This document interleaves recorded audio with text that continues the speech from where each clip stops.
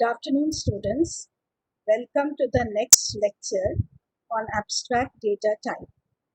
In this lecture, we will discuss about a specific important abstract data type, which is called stack.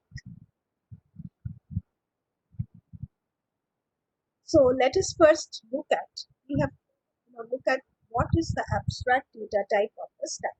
What is the conceptual object and what are the conceptual operations on the stack?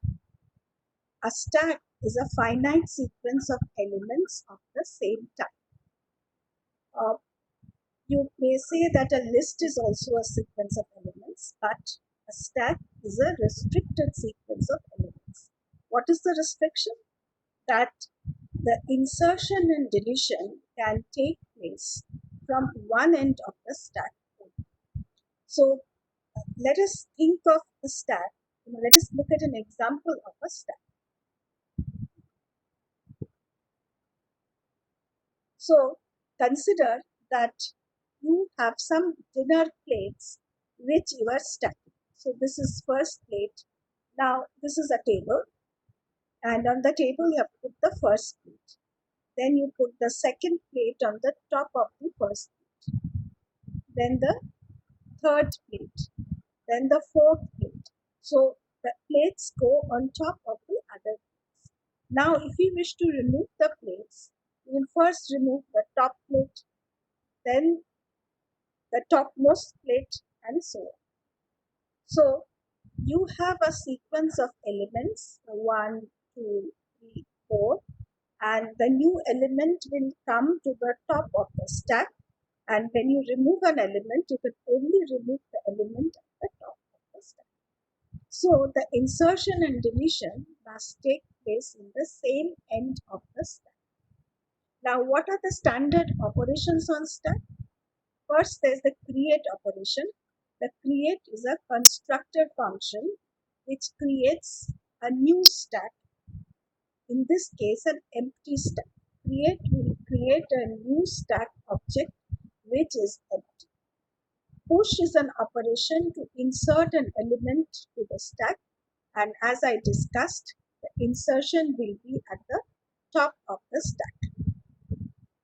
Pop is an operation which removes the element at the top of the stack and returns that element to the user. And the stack now contains one less element. Then isEmpty and isFull are two accessor functions. We check isEmpty will return 1 if the stack is empty, that is, it has no element, 0 otherwise. IsFull will return 1 if the stack is already full, it cannot accommodate more elements. So this is a visualization of a stack. Suppose you have this, so you have a stack, so you first put A into the stack.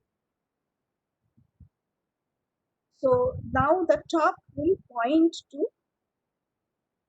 this element. Next you put B in the stack. So the top will now get changed and the top will now point to this position. Next you add C to the stack. So C will get added here and the top will change and it will now point to this position. So this is via 3 push operations. Push A, push B, push C. They go on top of each other. Next you can do a pop operation. If you do the first pop operation here, then the element C will be removed. Right? So element C will be removed and it will be available to the user. So let us remove C from the stack. And now once you remove C from the stack top will point to the next element. Now if you do another pop, this element B will be removed from the stack. And the stack will change so that now top is pointing to this element and this B is removed from the stack and they are available to the user in this way.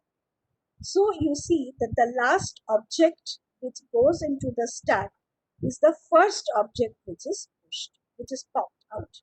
So a stack is a last in, first out structure. When you remove an object, you remove the last object which had entered. So when you stack a set of plates, when you remove the plate, you will remove the topmost plate, which is the last one to have been inserted. So we can think of that the stack is a data type, and in a stack we have these operations which work on the stack. The create, which is a constructor function, push and pop, modify the stack, is empty and is full, do some checking of the stack. So suppose we consider that we have a stack whose elements are all integers. Now let us define a set of accessor functions for working with the stack. So the first function that we have defined is a constructor function create. So we define that create takes S, which is of type pointer to stack, and it is of type void.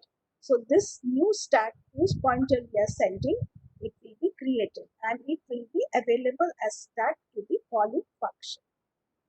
The next function that we have defined, next interface function that we have defined is the push function. In the push function, we take as input S, which is a pointer to the stack and an element of type int, and this element is inserted into the stack. So the stack S is modified so that this element is pushed on top of the stack. Next, we have the pop function. It also takes a pointer to stack as input. It removes and returns the top element. Some people also define another function called top. Right? So this top function also takes a stack as input, but it only returns the top element. It does not remove it. The function is empty, checks if a stack is empty. If it is empty, it returns 1. If it is not empty, it returns 0. Similarly, we have the function is full to check if a stack is full. Now, once we have defined these interface functions, we have to come to the concrete implementation of the stack. As we have discussed in the last lecture, we have a we have a two separate things. One is the specification of the interface functions, which are used by the application programmer. The other is the library creator who implements these functions. So now let us look at how a stack can be implemented. So there are several ways in order to do an implementation of a stack. We call this concrete implementation. So we will discuss two different ways of implementation in this lecture. One is using arrays, the two is using linked list. Now first let us discuss the array implementation. In an array implementation, we declare an array of fixed size.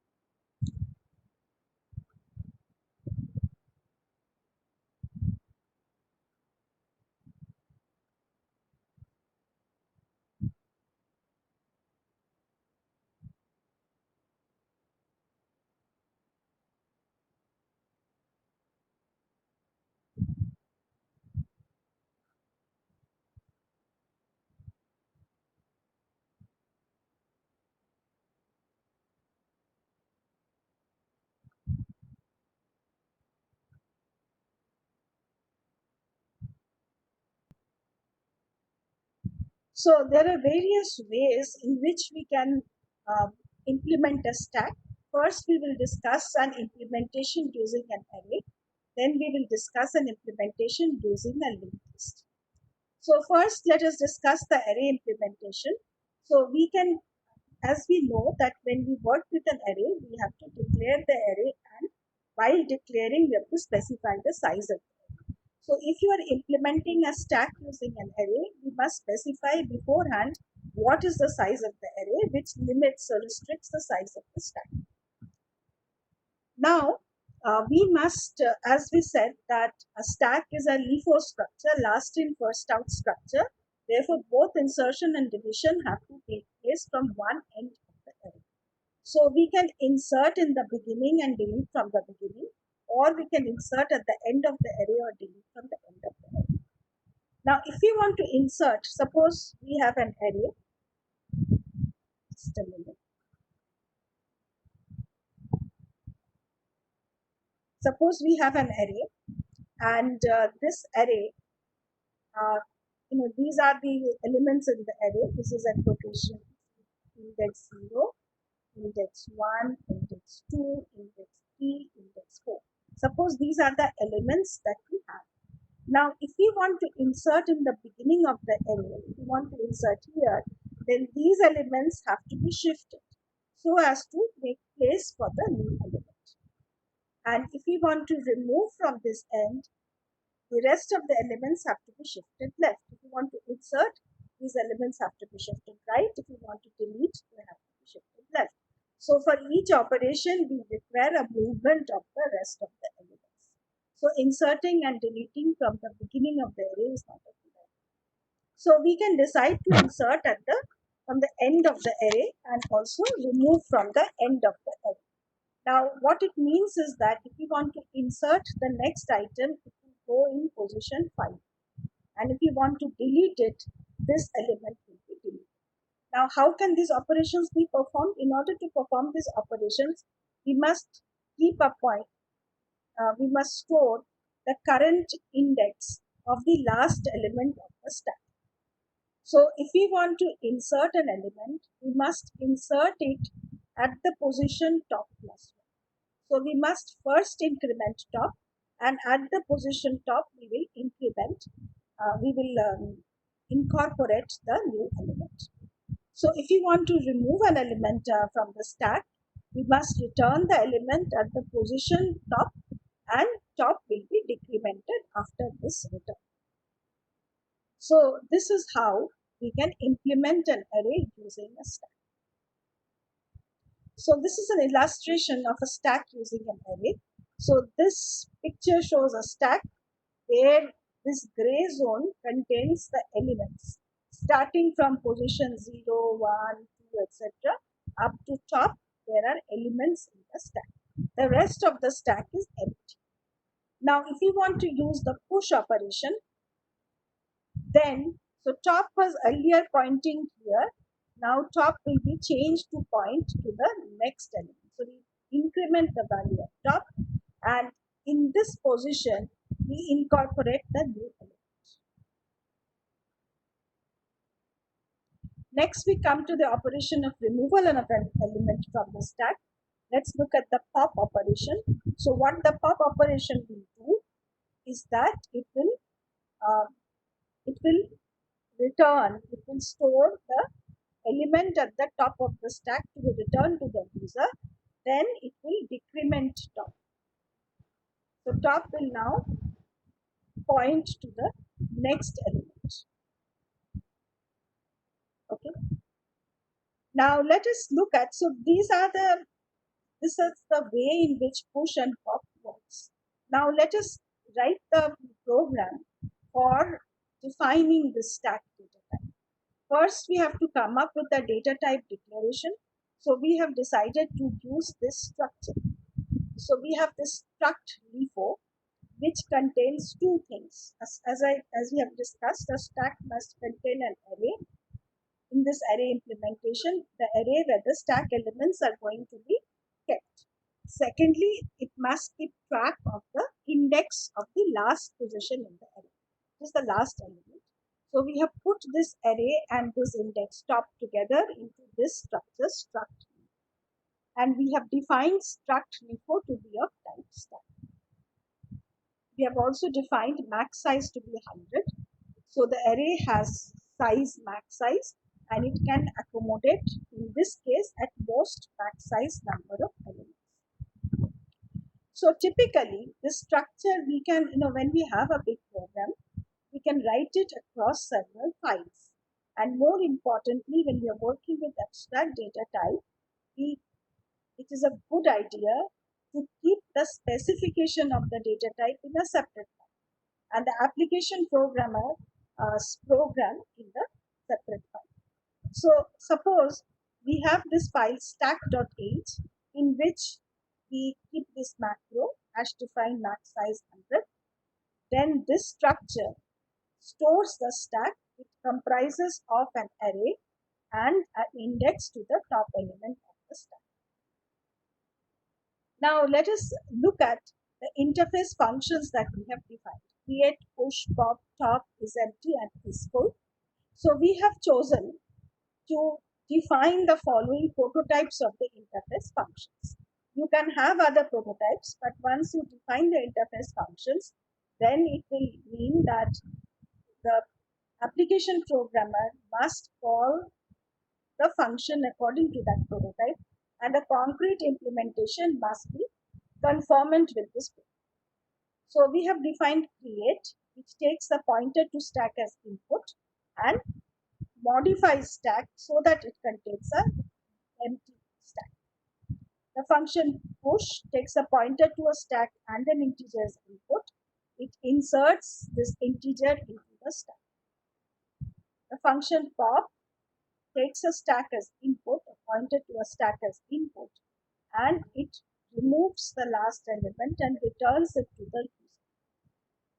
We have the function top, which takes as input parameter, a pointer to a stack and a pointer and an integer, and it will remove, it will return the topmost element of the stack in the position of given by the integer. Then we have these functions is empty and is full, which are specified. Now these prototypes and the data structure definition we can put in a file which has the extension .h. Next, we write the concrete implementation of these functions. This is the implementation programmer's work. So we first look at the creation function. So we call void create stack star s. So s is a type pointer to stack. We set star s dot top equal to -1, which is same as s arrow top equal to -1. What does it mean? Suppose this is a stack and it can store elements 0, 1, 2, 3 and so on. Okay. Now if we want to, so our top will point to the position where the last element of the stack is stored. So the create, what it will do, it will create an empty stack. So we require that the top, when we create this stack, the top will be assigned to -1. Now let us look at the functions for push and pop into the stack. Push is used for inserting an element into the stack and pop for deleting an element from the stack. And as we said, push and pop are going to happen from the same end, and we choose to insert and delete from the end of the end. So here is an implementation of push. Push takes s, which is a pointer to stack as input, and an element which is an integer as input. Then we check if star dot top equal to max size -1. So that is, when we declare an array, we declare an array of size max size. If the array already contains max size number of elements, no more element can be inserted. So we have given an error message and then followed by an exit from the program. Otherwise, there is space in the stack. So what we are going to do is we are going to return we are going to increment top, and in that new position we are going to insert the element. So we have this code. It says star s dot top plus plus. This means that the last element on the top of the stack will be removed and returned to the user. Then we have the next function pop, which also take as a pointer to stack as input. And if star s dot top is -1, then we print stack underflow exit -1. Otherwise, return star s dot self as conversion ID. So as star s dot so the push function, uh, if it is successful, it will increment the value of top, and then it will put in that position the new element. Now note that we have passed a pointer to stack, and therefore whatever we are changing here, this the stack will be actual stack will be modified, because we are actual stack is defined as a structure. That structure has this array content will be modified. Next, let us look at the function pop, which takes a pointer to stack as input. It checks if star dot s dot top is -1, it prints stack underflow and does exit. Otherwise, it returns the element which was there in the top of the stack, and then it decrements star s. So this function, it uses this minus minus operator, so that first this item at the current top will be returned and the top will be decremented. If you wish, you can use a temporary variable. You can say t equal to star s dot st star s dot top, and then you can say star s dot top minus minus return. Now we look at the isEmpty and isFull function for stack. For isEmpty, we check if s dot top is -1, and for isFull, we check that s dot top is equal to max size -1. Now those functions we can put in the file called stack.c. So the stack.c and the stack.h has been created by the implementer, by the person who have done a concrete implementation of the data. Next, we look at the application programmer's point of view, who writes this code test.c, and this main function is there. In this function, we are using the stack. First, we define A and B to be two stacks. We call create ampersand A and create ampersand B to create two empty stacks for A and B. Then we use the push function to insert an element into the stack.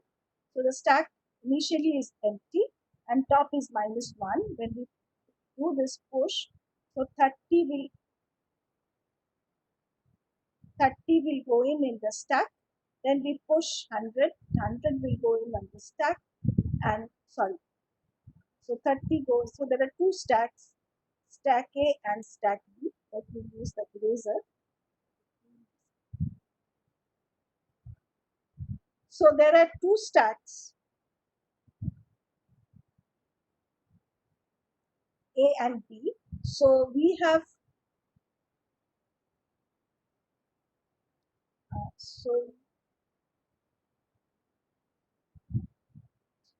so in the stack A, we first push 30, stack B we put 100, and in B again we push 5. So now B will have 100 and 5.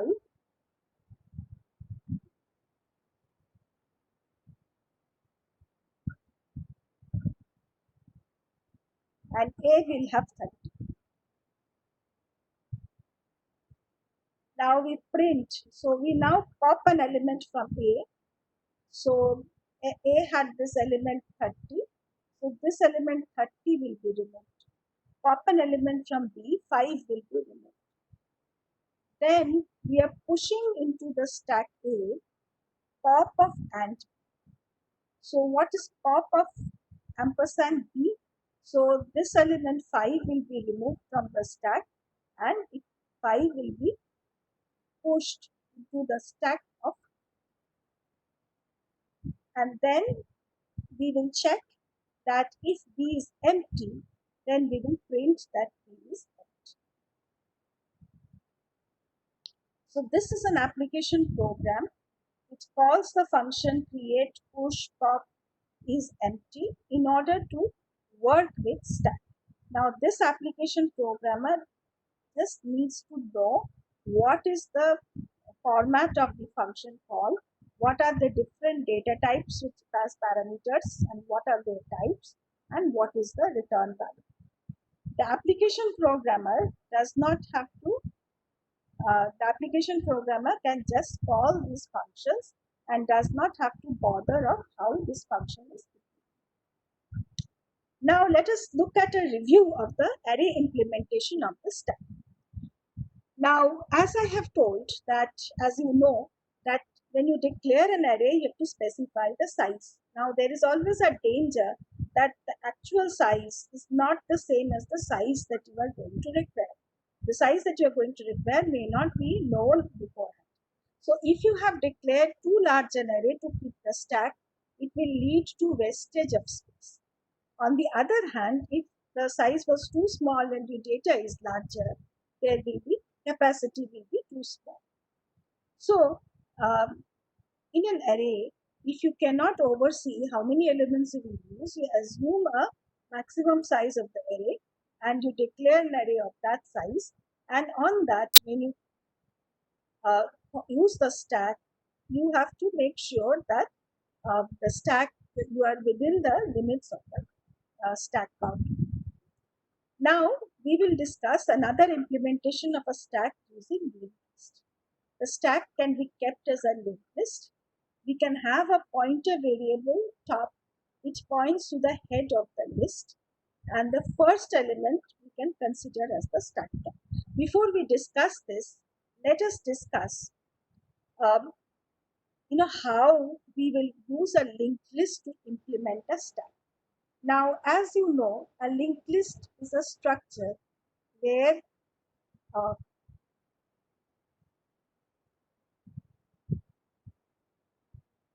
so a linked list is a structure where we have these different elements which are chained, right? So now we normally must keep a pointer to the head of the list, and using the head and by following these pointers we can go to the other elements of the stack. Now, if we want to insert and delete from one of the ends of the stack, we have to decide whether we can insert or delete from the front or insert or delete from the back. Now, let us first discuss whether we can set up efficient functions to do insertion deletion from the back of the list. Now, let us look at the insertion. Suppose you want to insert a new element into the stack. It must be entered above the original elements. So if you are going to insert at the end, so the new element is going to come on top of this element, and this new element now will point to null. Okay. So this can be done. In order to do this, we must keep a tail pointer along with the head pointer. By the tail pointer, you can immediately go to the tail pointer keeps track of the last element of the stack. So you can immediately go to the last element, and using this pointer, you can insert a new node in the middle of this. You can suppose you want to insert a new node. Now, if you have a pointer to the tail, you can make tail point to this new node, and the outcome of this can be null. Next pointer will be null. So it is possible to insert at the end of the list. What about deletion? If you want to delete from the end of the list, you must have a handle on the previous element. So it will not be possible for you to efficiently design a program that automatically less time keeps track of the tail element and the previous. And therefore, uh, we cannot implement a stack efficiently by working at the end of the list. Instead, we can push and pop at the beginning of the list. So if you want to push an element, this is the new element that we want to do. So what we have to do is that this new arrow next must point to the previous head, and now head will change so that head points to this new element.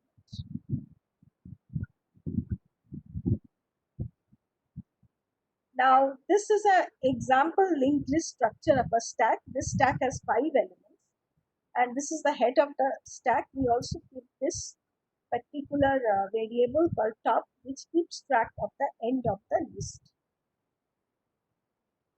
Now in a push operation, what we have to do, we have to get a new block, and we have to incorporate it at the top of the stack. So this is the new data that we have created. Now this will now point to this element, the first element in the stack, and top will now point to this new element.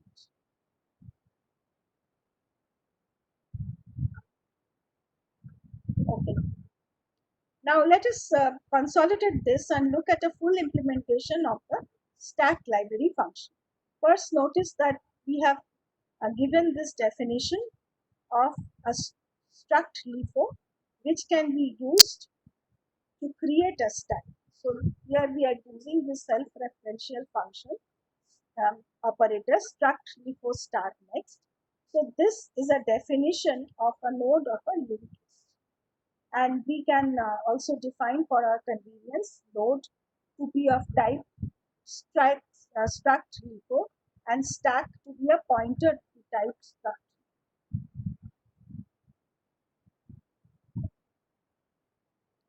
Next, we look at the operation push. So push has to be, as we said, that push can be in the beginning of the stack. So in order to be able to push, first we call malloc to get a new portion of memory, get a handle to this. If new is not successful, that is if new returns null, we print an error message and exit. Otherwise, we are in business. We set new arrow value equal to element, new arrow next equal to star top, and star and top equal to new. So this is pushing an element into the stack. Next, so we can easily see that this is a existing list, and top is pointing to the first element of this list. Okay. So if the malloc fails, then we print stack is full and exit. Otherwise, we copy the element in new arrow value, and we put new arrow next equal to star top, and we put star top equal to new. Now, how to pop an element from the stack? So this is a function to pop an element from the stack. So it takes as parameter a top, address to top, which is of type pointer to stack. If we find that star a top is null, we print that the stack is empty and it returns. So in the pop, we first check if star top equal to null. Otherwise, we store the value of the last topmost element of the stack in P, and then we set P equal to star a top. So what we are going to do, let me draw a picture for you. Suppose we have a linked list.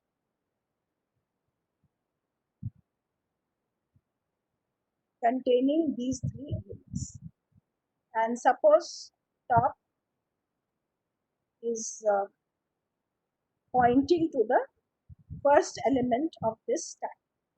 Now, if we want to pop an element, we first store this value in P, and we store P a pointer to this node.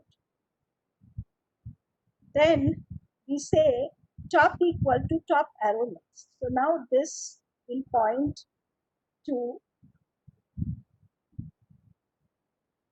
this element, and then we say that free P. Now this will be freed, the space will be released, and the value of P will be returned. This is an implementation of pop using a linked list. Then we have the function is empty. To check if the stack is empty, it's easy. Just check if top is null. Then you return 1, otherwise you return 0. How do you check for stack full? Actually, in a linked list, there is no specific limitation to the size of the linked list. However, when you call malloc, in the push operation, we are calling malloc. So if malloc fails, it will return null. If malloc fails, it means you cannot insert more element into the stack. So you don't have to write a separate is full function. However, in the push function, you have to check the return value of malloc. If malloc returns null, then memory cannot be connected.